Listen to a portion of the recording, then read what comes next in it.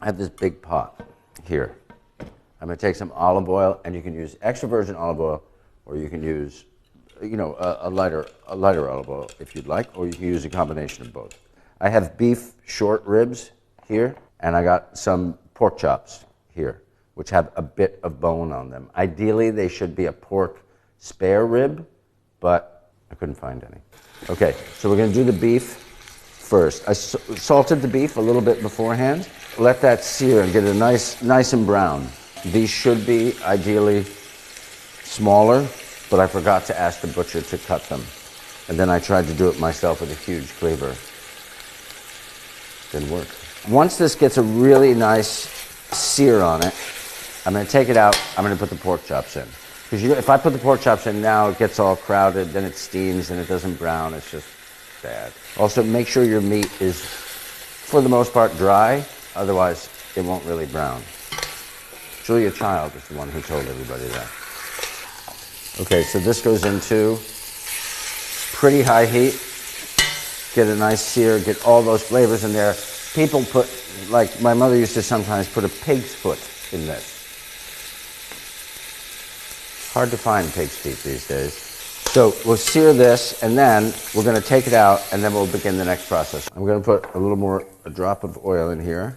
So this is 2 onions, kind of roughly chopped, and 3 garlic cloves, roughly chopped. And those are going in there. I've taken the meat out. I'm going to put just a little drop of water in, just to sort of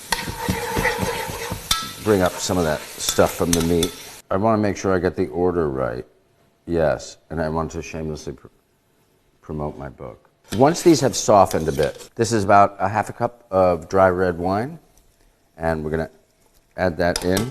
And I've turned down the heat, but I'm actually going to turn it back up again a little bit and burn off that alcohol.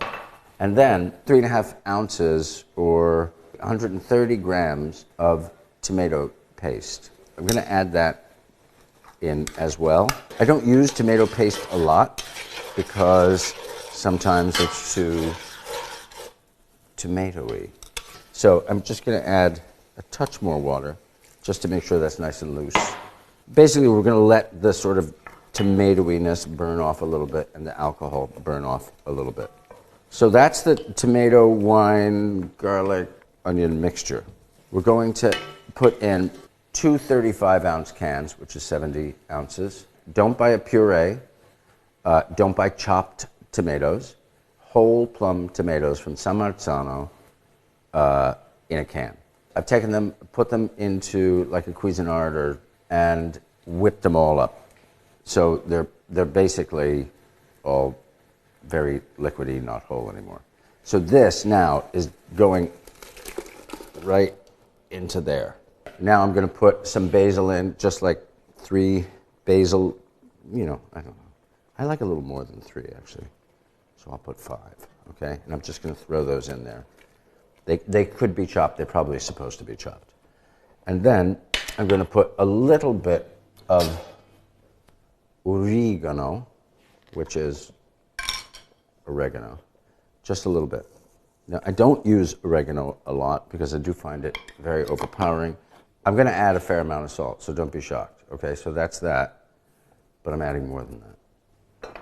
Now, a lot of people might add sugar to something like this because it takes away the acidity of the tomato. But if the tomato is really, really good, you don't need to do that. You can do that if you want.